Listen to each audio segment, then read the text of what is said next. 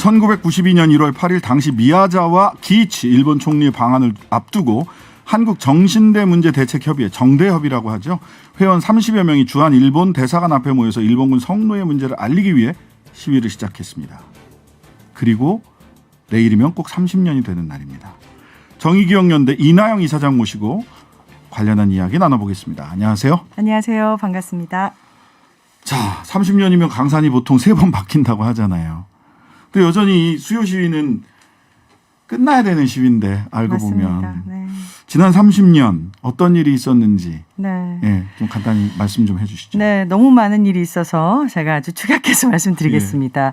일단 기본적으로 우리가 유엔에 가입한 그 다음 해부터 유엔 인권위 등 여러 국제기구에 진출해서 이 문제를 세계에 알리고 네. 또 이것이 보편적 여성 인권 의 문제다라는 것을 정립하는데 큰 기여를 했고요. 네. 그 덕분에 뭐 쿠마라 수아미 보고서라든지 각종 유엔의 보고서나 공고안들이 나왔습니다. 네.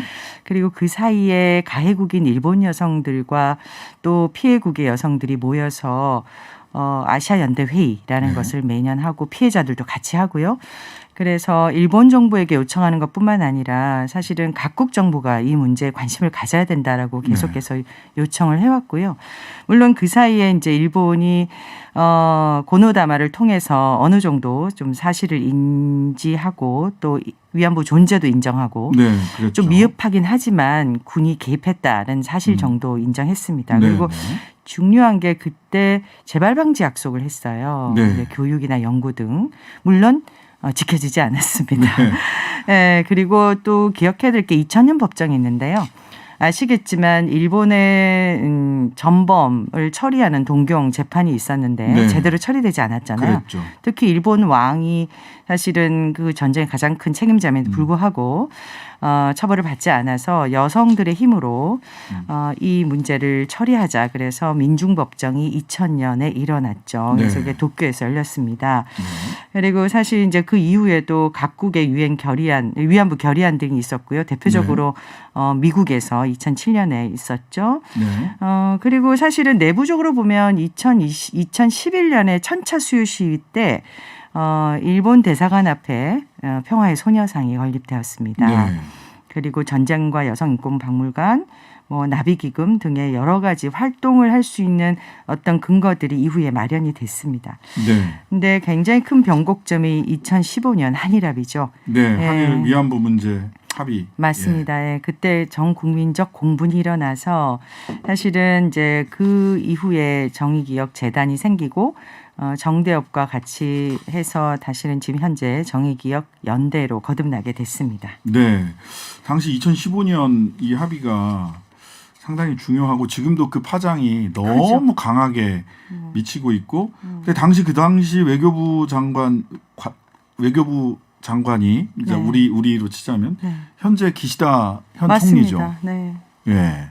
그럼 그때 합의로부터 변화된 일본의 입장이 나오는 것은 쉽지 않은 거 아닌가라는 생각이 일단 들어요. 1차적으로 어떻습니까? 맞습니다. 사실은 이 합의는 절차상, 형식상, 내용상 다 문제가 있는 합의였죠. 많은 네. 분들이 비판하셨듯이. 네. 일단 첫 번째로 피해자의 의견 그리고 피해자와 함께했던 활동가들, 단체들의 의견을 충분히 수렴하지 않았다. 네. 그러니까 피해자 중심 원칙을 어겼다는 것이고요. 그리고 형식으로 봐도 이게 무슨 국가 간의 협정도 아니고 기자회견 형식을 통해서 양국의 외교부 장관이 발표를 하는 형식이었죠. 맞습니다. 네. 네. 그리고 내용상으로도 굉장히 문제인데요. 예를 들어 사실 법적 배상도 아니고 네. 그리고 아주 구체적인 사과도 아니고 네. 그리고 심지어는 위로금이라 그러면서 10억 엔을 주는데 그걸 한국 정부가 받아서 재단을 만든다. 뭐 재단을 이런 통해서? 네. 그리고 이면 합의가 더 문제였죠. 또 네. 소녀상을 치우라든지. 네, 그렇습니다. 그리고 최종적 불가역적으로 해결되었다든지 네. 심지어는 이후에 이 국제사회의 이 문제로 비방을 자제한다든지 이런 약속을 해줬기 때문에 굉장히 국민들이 분노했던 기억이 있습니다. 네. 자, 그런데 그런 2015년 그 이후에 최근 좀 논란이 됐던 게 지난번에는 그 우리 한번 김영환 실장님 모시고 이야기를 했는데 장소 선저 문제예요. 아, 네. 일본 대사관 앞에를 네. 소위 이거 위안부는 사기다 내지는 네. 자발적 매춘이다 뭐 이런 주장을 하고 일장기와 성조기를 이렇게 들고 장소를 선점하고 있는 분들이 계셔서 굉장히 이렇게 분노하고 통탄에 하면서 이렇게 저희들이 인터뷰를 했었는데 지금도 같은 상황인가요? 네, 그렇습니다. 사실은 우리나라는 어쨌든 집회의 자유, 표현의 자유가 보장된 민주주의 국가이기 때문에 네. 어떤 장소에서 평화롭게 두 단체가 집회하는 것엔 전혀 문제가 없어요. 네. 그런데 이분들의 목적은 명백히 수요 시위를 방해하는 것, 네. 그리고 역사를 부정하는 것, 그리고 더 큰 문제는 이 피해자들을 모욕하고 명예훼손하는 행위를 하는 것입니다. 그래서 자발적인 뭐 매춘여다뿐만 아니라 이제는 구체적인 할머니들의 성함을 거론하면서 그래요? 모욕 행위를 하고 있습니다. 그렇게 하면 안 됩니다. 그러니까 자기들의 의사 표현의 자유는 있지만 그 표현의 자유를 위해서 구체적으로 성함까지 거론을 하면서 모욕하고 명예를 훼손하는 것은 이거 뭐 어떻게 방법이 없습니까? 막을 방법? 막을 방법이 현행법으로는 없다고 하고요. 네네. 그렇지만 이제 저희가 생각하기에는 어떤 표현의 자유가 보장됐다 하더라도 그 내용이 무엇이냐라는 것에 이제 네. 초점이 있는 것이고요. 네. 무엇보다 목적이 명확할 때 이렇게 네. 다른 집단의 집회를 방해하는 것이잖아요. 그럴 때는 일단 국가가 좀 관심을 가지고 이 문제를 네. 해결해야 될 필요가 있죠. 근데 네. 사실 이 문제에 대해서 국민들이 많이 모르시고 계시고 네. 그래서 저희는 사실 1년 반 동안 두고 보고 있었는데요. 1년 반이나 지났습니까? 네. 그렇게? 네.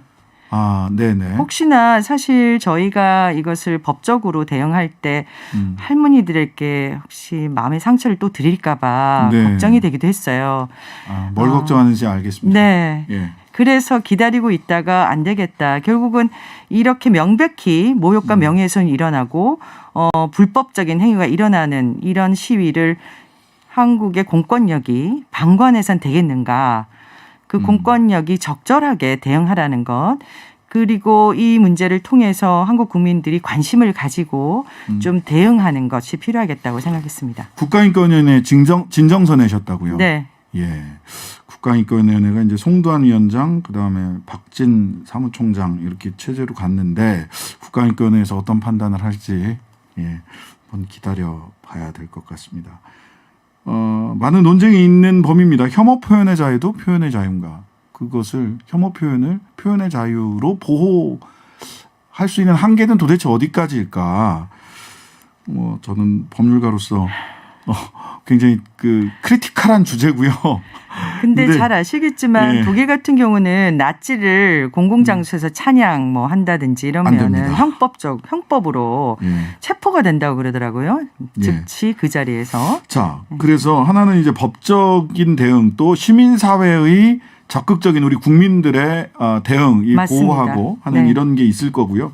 법적인 대응, 시민사회의 대응. 그다음에 또 하나는 실은 이런 거 같습니다. 마크 램지 하버드대 로스쿨 교수의 네. 자발적 매춘이었다라는 것. 그다음에 반일 종족주의자의 공동저자인 이우연 낙성대 경주소 연구위원회 연구. 네.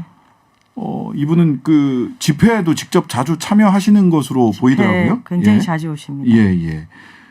이런 위안부를 부정하는 연구나 논문들도 저는 나올 수 있다 이렇게 생각해요. 그러면 그와 달리 이게 일본군의 성노예였다라고 하는 사실관계를 학술적으로 이렇게 논증하는 논문이나 저서는 또 얼마나 우리가 많이 지금 나오고 있는지도 궁금하거든요. 네. 사실 초기부터 이 문제를 학문적으로 연구한 사람들이 일본도 많고 한국도 많고 사실은 영어권 학자들도 많이 있습니다. 네. 그런데 이제 외국에서 볼 때 한국에는 왜 안 나오냐라고 하는 거는 그러니까요. 그런 질문들이 있어요. 보니까. 저는 이게 영어 제국주의와 연결이 된다고 생각해요. 네. 영어로 나오는 것을 읽고 한국말이나 일본어는 잘 못 읽으시기 때문에 보이지 않는다고 생각하고요. 네. 심지어 작년에 램자의 사건이 있을 때 저희가 수차례 토론회도 하고 네. 일본 교수님들과도 같이 네네. 연대해서 했는데 거의 언론에 뭐 한두 번 나왔나? 네. 그러니까 언론이 주목하지 않은 거죠. 네. 그러니까 이게 사실은 하버드 대교수였기 때문에 이게 논란이 된 거지 이 사안은 좀 오래됐어요. 그러니까 네네. 학문의 자유를 빌미로 혹은 네. 명목으로 역사 부정이나 왜곡이 이루어졌고 네. 거기에 적극 대응해온 한일 또는 뭐 영어권 학자들이 있었음에도 불구하고 이제 사람들이 많이 몰랐던 것이죠. 네. 그런데 또 이런 부분도 있는 것 같아요. 램지어 교수가 그런 논문을 이렇게 지속적으로 어쨌든 발표를 하는 이유는 특정 재단이 됐든 어디 됐든 일본 쪽에서 흘러나온 것으로 보이는 연구 지원을 계속 지속적으로 받아왔다는 거죠.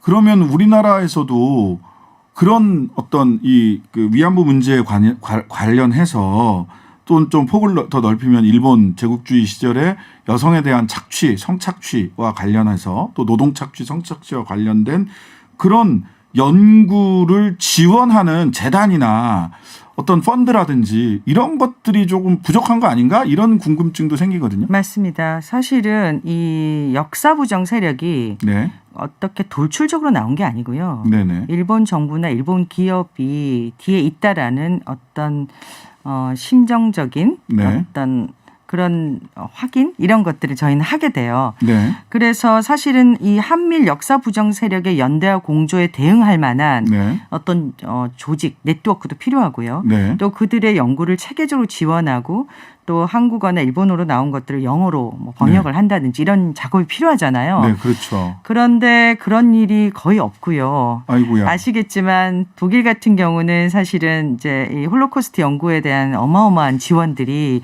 개별 재단이나 네. 여러 가지 차원에서 이루어지고 있는데 네. 한국은 그게 굉장히 약하다라고 볼 수 있습니다. 네. 그래서 저희 정의기억연대는 올해 역사 부정 세력에 대한 어떤 본격적인 대응 그중에 네. 하나로 이제 학문적인 부분 네. 그러니까 기록과 기억의 문제를 어떻게 이 외연화할 것인가 여기에 좀 초점을 두고 있습니다. 왜냐하면 저는 굉장히 그 부분이 중요하다는 생각을 개인적으로 하고 있거든요. 왜냐하면 지금 당사자분들이 돌아가시고 계세요. 맞습니다. 당사자 없는 운동을 해야 되고 당사자 없는 운동을 하기 위해서는 기록과 이 연구 네. 결과 네. 이것을 얼마나 체계적으로 정리해서 또 체계적으로 해외에도 그렇고 국내에도 그렇고 알려나갈 거냐. 근데 그거는 사실은 법적 제도적 지원만큼이나 중요한 게 재정적인 뒷받침 맞아요. 없이는 불가능하거든요.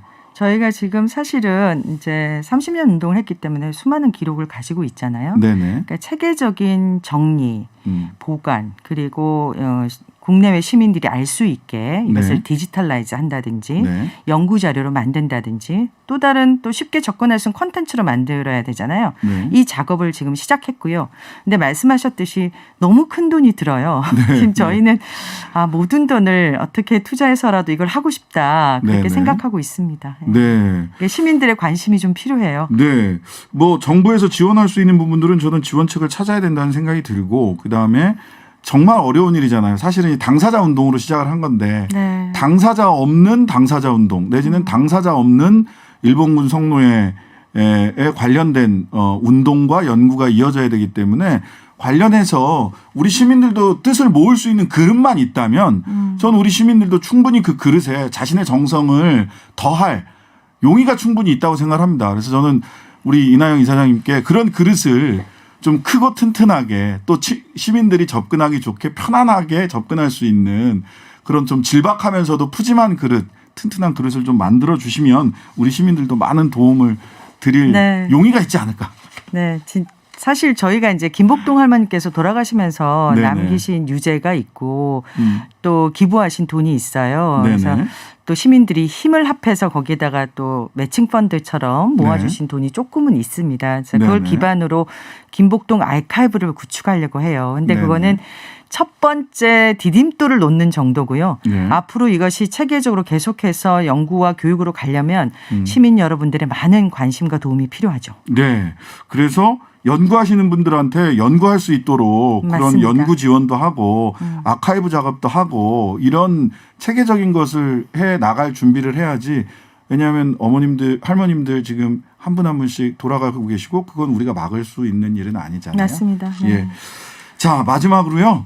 우리 30년이 됐는데 당면한 문제도 있고 또 많은 또 요 몇 년간은 어려움과 아픔도 겪으셨잖아요. 네. 사실은 오해도 또 많이 받기도 했고 해서 향후에 앞으로 이 정의기억연대 이 위안부 성노예 문제 해결을 위해서 어떤 일을 할 거고 그다음에 시민들께 좀 부탁하고 싶은 국민들께 부탁하고 싶은 말씀이 있으면 좀 정리 말씀 좀 네. 해주시죠.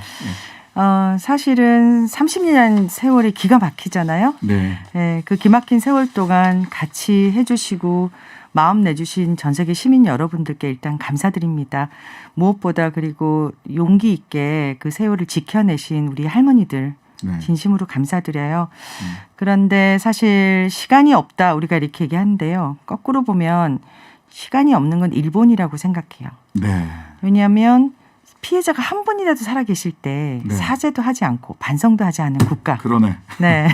그렇게 역사에 남을 겁니다. 네, 일본은 네. 오히려 기로에 서 있다고 저는 생각해요. 네.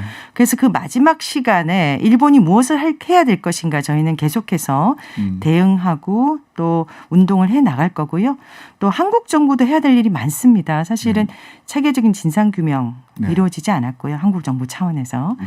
지금도 수유시 현장에서 일어나고 있는 이 피해자의 모욕, 명예훼손에 대한 법적 대응을 할 수 있는 어떤 법도 없어요. 네. 그리고 무엇보다 이제 이런 기억과 기록의 영역, 교육의 영역이 커지는데 사실 우리나라에는 청소년이나 대학생들을 체계적으로 교육할 수 있는 즉 위안부 문제를 초점으로 네. 그 내용이 거의 없다고 보시면 돼요. 네. 교과서에 어느 정도 있다고는 하지만 그것을 구체적으로 컨텐츠를 통해서 체계적으로 교육하는 시스템이 없다라고 볼 수 있습니다. 네. 이걸 하기 위해서 저희가 여러 가지 차원에서 노력하고 있는데요. 무엇보다 아까 말씀드렸듯이 체계적인 기록 그다음에 이 기록을 통한 연구의 진작 예. 그리고 그 연구를 통한 교육의 확대. 기록, 연구, 교육. 네. 예. 이렇게 세 가지를 중심으로 지금 열심히 노력하고 있으니 많은 시민분들이 관심을 가져주셨으면 좋겠습니다. 네. 마지막 수요시가 열리는 날까지 그날이 하루빨리 오기를 기대하는 마음으로 우리 이나영 정의기억연대 이사장님과 말씀 나눴습니다. 감사합니다. 네, 감사합니다.